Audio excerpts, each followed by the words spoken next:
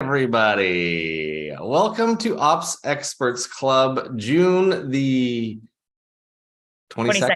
22nd. What's the date? 22nd. June is almost over. Our esteemed host, Mr. Taryn, is not with us today because he's out on vacation is he on a motorcycle trip? Maybe I was going to ask what it was. I know that he's doing one of his things that I wouldn't expect Taryn to do. Yeah, I hear if people Taryn don't know, motorcycles doesn't connect for me. he's the leader of his local biker gang, so he goes out on trips every once in a while. I want to make him a bedazzled leather jacket that's all about tech stuff. I've actually known Taryn for a really long time. I remember the first time I saw him show up at our old work on I think it was like a Suzuki or something, some little zippy motorcycle. I was like, what? These two things don't fit very well together at all. Not loud enough to drive a vehicle like that, but yeah. So Taryn's out, he's on vacation. Hopefully he does have a great time riding around doing whatever I guess he does on a motorcycle. But last week we talked with Miss Jessica Peavy with Unmutable, which was actually really cool. She's ops director / marketing wizard. And I think that's she's kind of the first. I don't know. Have we had anybody else really heavy in the marketing side on ops experts before? Not really. We've talked with a few people who definitely do the brains behind marketing, but I feel not so much the creative, it's I think it's interesting that she does so much of the creative with it, that she even said that she doesn't do so much ops, but we know that she does. But yeah, kind of an interesting line to toe for her. It was actually really cool listening to her. I think we've brought it up a few times on ops, just how difficult it can be to work with creatives when that's their sole thing that they do in our field, just because the nature of being a creative is deadlines are kind of a creativity killer, or they can be a creativity killer. So it was nice to hear her sort of reiterate, I think, what we've been mentioning a few times, in that it's really, if you can sort of harness your creative side with also your operations side, kind of like when we were talking to Mason, in his deadlines and creating videos and podcasts and stuff. If you can marry those two things, you'd be really successful in this space, I think. And she obviously has. A creative that can master deadlines and regular production, it's like a superpower. You could go take over the world. So I wonder, that's the one thing I don't think I got to ask her, is I wonder which side of, because it seems like those are two sides of the brain, left side, right side. And I should have asked her which side she thinks she leans more towards.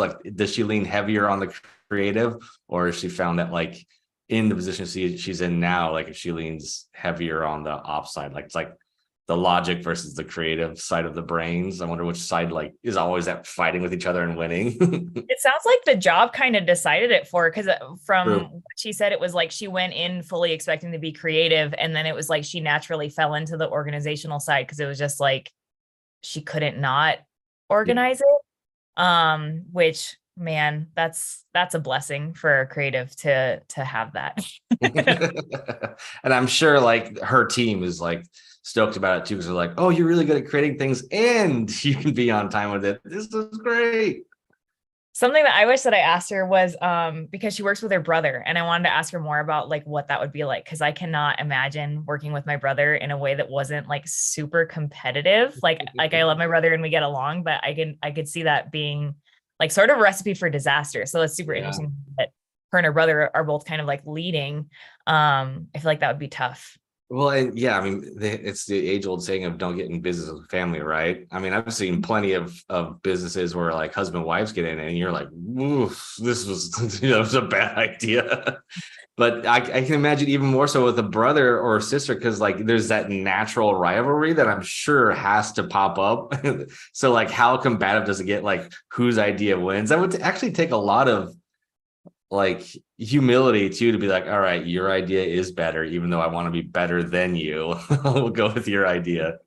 Yeah, you'd have to make sure that you that you work really well together first. And like, I know that most like husband wives that go into business together, they end up going through like a lot of couples therapy. So I feel like you'd have to be willing to like go into family therapy or something. I don't know. Family therapy with your brother and sister. You're like, he's a horrible CEO. Why do I have to listen to him? Oh my gosh. Well, yeah, it was a great interview. For anybody that missed it, they should definitely go back and watch the replay, because it was it's very enlightening. I like the sort of the diversity of like the ops plus marketing, ops plus creative, ops plus finance that we're getting to talk to with all these people, ops plus, executive assistant. We're sort of getting a wide range of all the different ways that kind of ops, has its fingers in every part of your business, but also like it's another department. So it's really cool. It's very enlightening in the business world, I would say.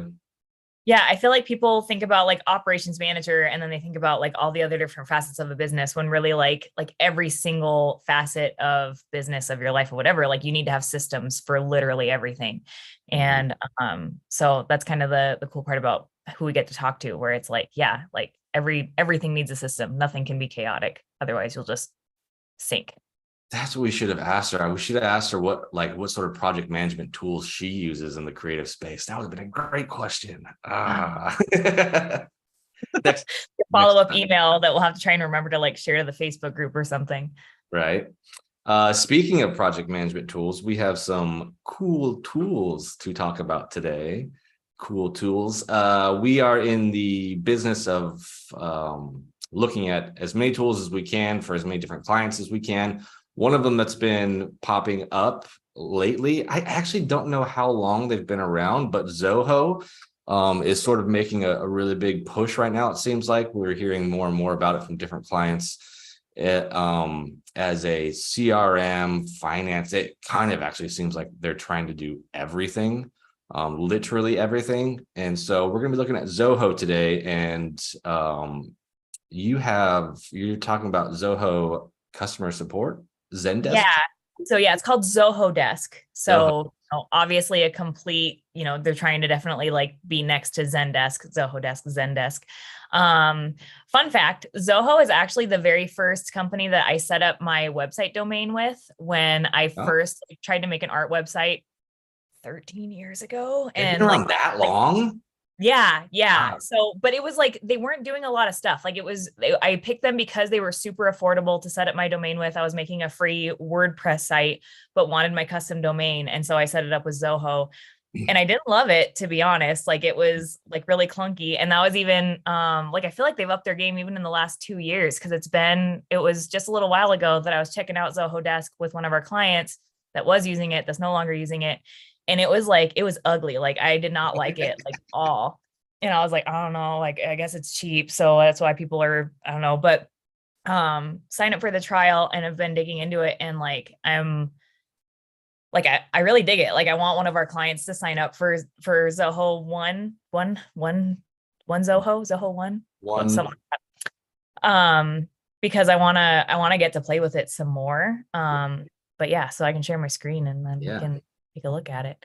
So, where? Can you see it? Yes. Okay. So, everything that you pick, you get to pick from your menu on the left-hand side. So you don't have to be less.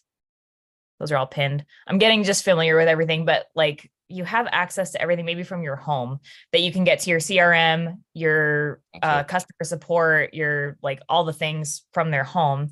And then, so Zoho Desk is part of it and it's all like inclusive in your monthly membership. And it's definitely, to me, more like intuitive to use than Zendesk is. And I think that's probably just because of the evolution of Zendesk. Like they just keep adding more things. So they keep trying to add things to kind of their existing interface. And so you have to kind of like, you have to go to a lot of different little menus and pages to get to what you want in Zendesk. Well, these guys, it's just all here on this page, which is really nice. You're not having to navigate to several different web pages to do the thing. So everything's at the top here. So obviously tickets is like the bare bones. Like that's kind of what everyone starts out with. It's just your emails. So everything just shows up right here. I played a little bit with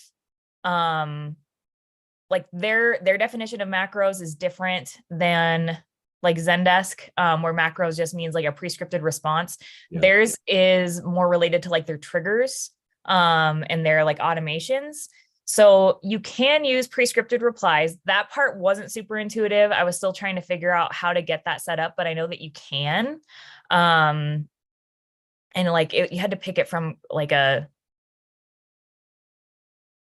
had to pick it a different way, and it was a little bit confusing. But anyway, so again, even when you open your ticket, unlike Zendesk where you have to like download a bunch of extra apps and like kind of again like navigate a lot of different menus to get to what you're looking at, everything's just kind of right here.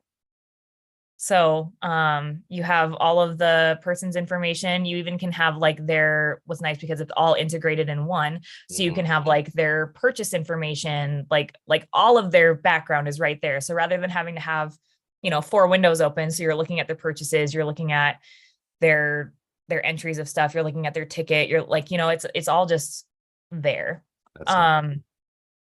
Something else that I guess I should say, I like it, but I don't like it because I feel like it'll stress out your employees really bad. But you can ask your employees to track how much time they're spending on it. I was wondering what that. Oh, you can put like a dollar amount to it too. Yes. Oh, yeah. wow. So like you have like how much your person is making per hour, and then they are tracking how much time they're spending on a ticket. And then so you can see how much it costs to help that customer. So really cool from an analytics point of view. One thing that I would be interested to know, because I see visionaries and like managers and stuff getting really excited about this to see how things break down, because they want to see that your customer service department is kind of paying for itself. But like most of the time they're not salespeople. And I see this and I would just immediately get anxious. Like I feel like it would sort of drive down how well you're helping your customer dependent on like how needy they are.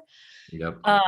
So if there'd be a way that you could hide the dollar amount from your team and just have them track the time, and then that report is like sent to the manager, that would be cool. Yeah, I can imagine too, like I mean, it encourages like getting through a ticket quickly, but I like almost like too quick. Like you're just trying to pound out like basic, replies and to get your tickets times low, but like, is that really serving the customer?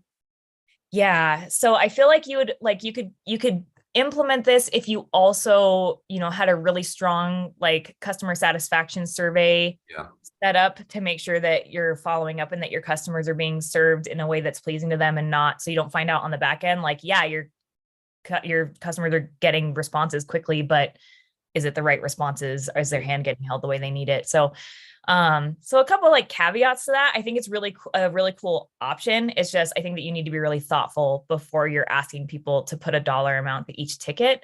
But cool that it's right there. It's really easy to just hit play, and then, you can hit pause or you can hit stop.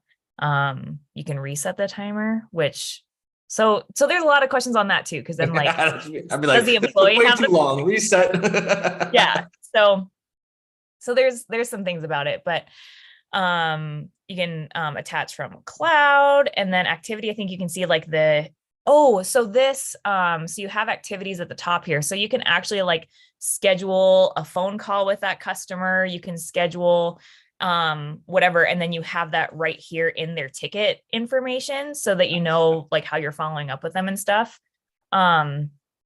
So a lot of stuff packed into like one view, one window that like it's complicated, but I feel like they've done a good job of like simplifying it.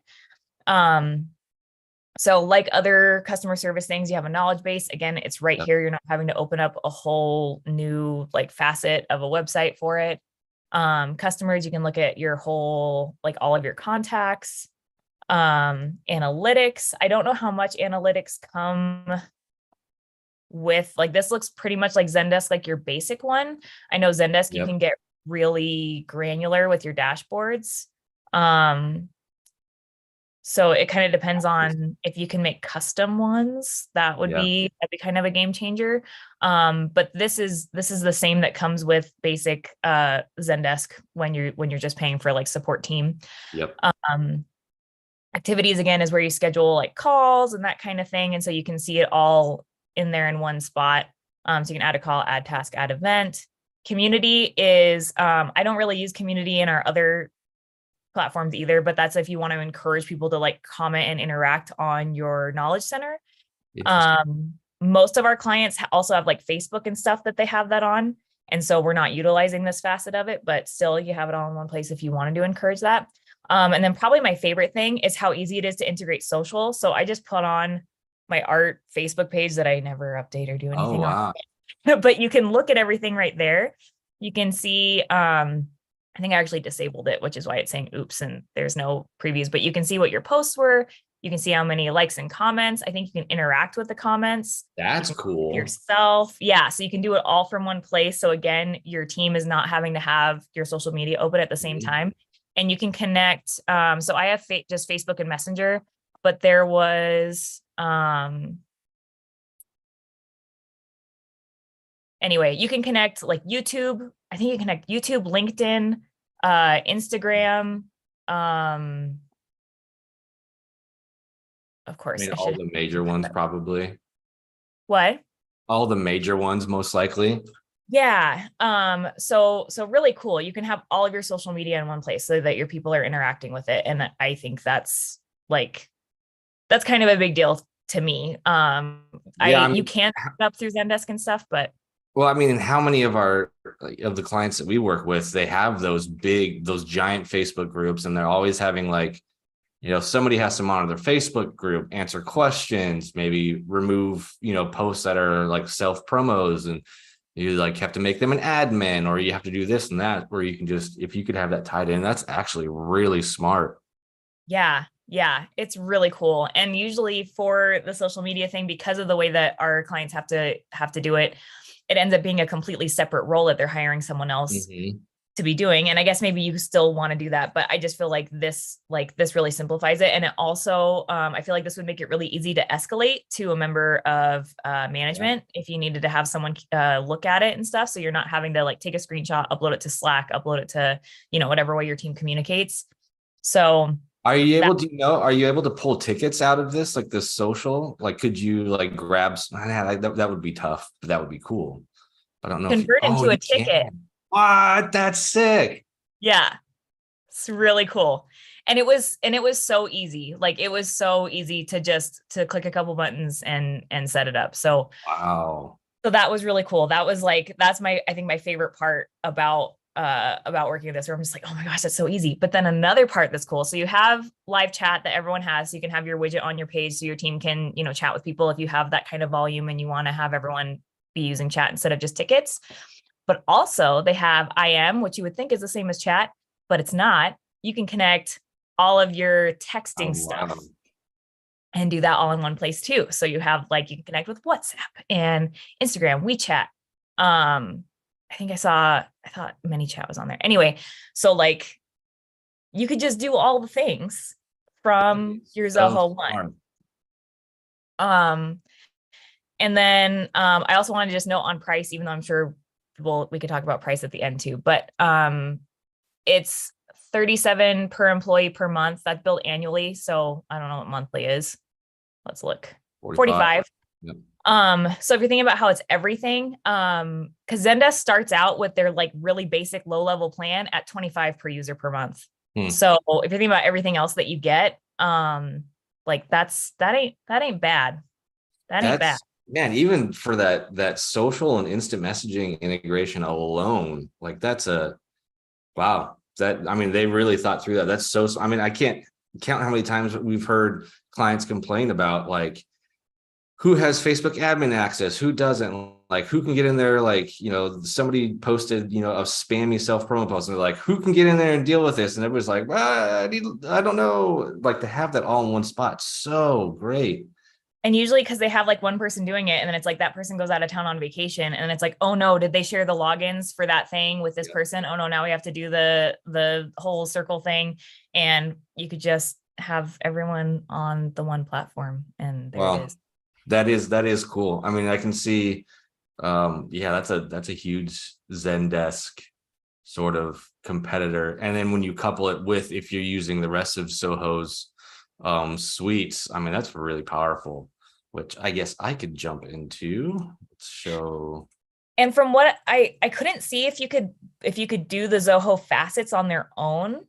So I think that's worth noting. Something to think about is that you would probably, like, if you wanted to jump into it, if you liked it, like, it is something that you probably want to jump all in with all of your things. Yeah. So that's something to consider. Yep, for sure. And that's a good point. That's exactly what I was going to mention too, is Zoho really is like, again, like they're trying to be like literally everything, which is awesome if you jump all in, because just like that, it's like, I don't have to go anywhere else. Like it's literally just one-stop shop for everything. My only concern with that is like, do they become a jack of all trades, like master of none? Like, you know, we can do everything like good, but we can't do any one thing great. Although looking at that Zoho desk, that looks pretty freaking great to me.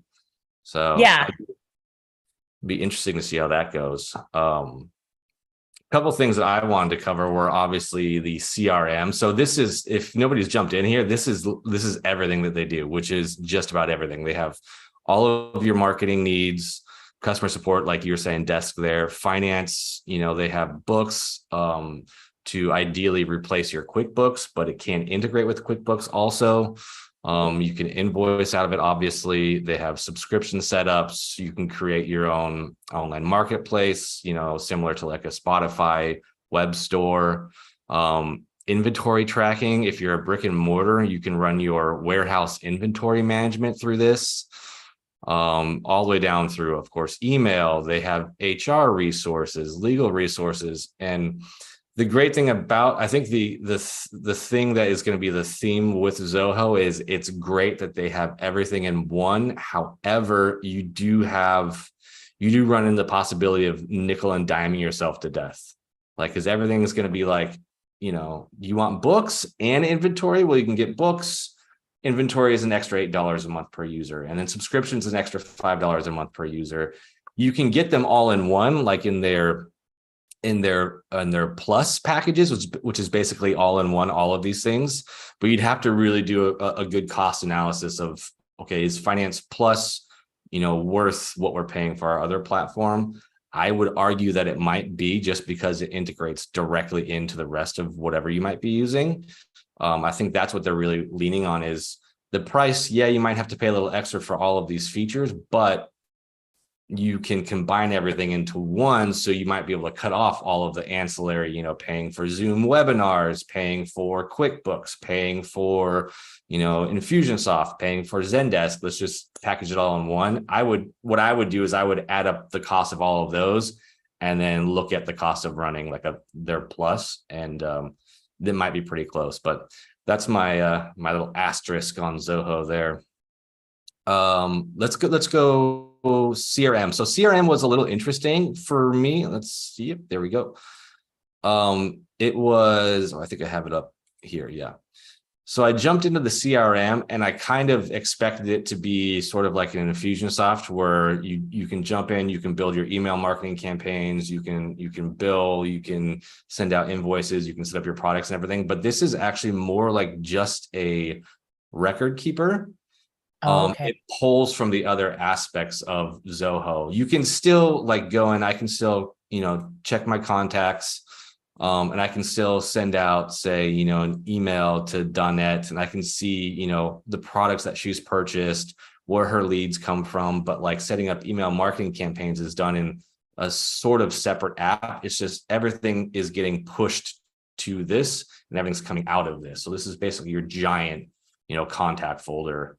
You know, I suspect if you're, you know, with Desk and you're looking at the products that they purchase, that's all coming from the CRM section of this. There's nothing incredibly crazy about this. There's nothing, you know, super out of the box. It really is reporting and, you know, sending basic emails back and forth. So that was interesting. I went over here to campaigns. I was like, oh, I'm going to set up an email marketing campaign. And I was like, wait, how do I do that? How do I set it up? And I realized you actually have to go to their, let's go back, their marketing section of Zoho, which is campaigns here. Okay. That's interesting. Yeah, it's a little confusing. The one thing I do like about this so far is a lot of these options, you can jump in and you can actually just play with a test account. So this would be like if you go into Infusionsoft, if anybody's familiar with Infusionsoft or even like Entreport or HubSpot, where you can go up and set up campaigns and workflows and automations and triggers. That's all done in this sort of separate app, but it pulls the information from your CRM. So I can still go in and build an email campaign. And this is really intuitive. It's straightforward. There's nothing about it that was super confusing. Let's see, where's my current campaigns? Can I create a new one here? Oh, there's my new button is hidden by your face. There we go. I do like the options that they have here. You can split test emails, even your email marketing campaigns. Super nice. You can set up, Zoho meetings for your Zoho webinars that you have put together, surveys, Survey Monkeys. You can send them to your e-commerce site. And it's really simple. It's not anything different than, we all already know when it comes to putting together email campaigns and emails and all that. It's pretty intuitive. Same with automations. It's pretty straightforward in what we've all done before. I can have somebody sign up, they get an email response, wait a couple hours, and then it pushes their response to our CRM. Very drag and drop, super simple. So it definitely doesn't seem difficult to pick up if you've spent any time in this space. It's pretty straightforward. When it comes to, let's just run over the pricing real quick, actually, since we're running out of time. When it comes to pricing, for the CRM, like Plus is kind of what you'd want because it's everything. You're looking at $57 a month per user. I think Infusionsoft right now you're looking at $199 a month plus $29 per user. I think you get 5 users out the gate. Actually, I have it right here. Yeah, here we go. Yeah, $199 per month with 3 users. And this is if you're a larger company, this is what you want. If you're growing, Pro would be what you'd want. So the price is cheaper with Zoho, but again, like I said, you run into like, okay, an extra $10 for webinars, an extra $20 for e-commerce, for subscription models. So it can kind of add up. I think that's where just a really smart person would say, okay, if this is, oh, I'm gone. Is my face still here or is it not? Your face is here, but you're like paused. Oh, weird. You look like you're in an action movie right now. Hello. But what I would say is, I wonder if I can stop my video. Oh, I think I might be crashing. If I do, have a great day, everybody. Am I back? No. Your face is gone now, but I still hear you. Anyways, I guess to wrap it up is you're going to pay a lot for a lot of separate spaces, or you're going to pay the same for all in one. And I think that's sort of where we'll land, and that's a good ops or finance person is going to determine what's best for your organization. And I think the thing that you want to compare it to, because of what it is you're probably wanting to look at like Salesforce. You're probably wanting to compare it kind of to Salesforce, which Salesforce is probably better for big companies, but also if you're trying to really like cut down costs and look at things that way, then I think that's a good way to look at it. Yep, agreed. Well, with that, the ghost of who I am will sign off, and have a great Thursday, everybody. Okay. Happy Thursday, the 22nd of June. Yes, we'll see everybody.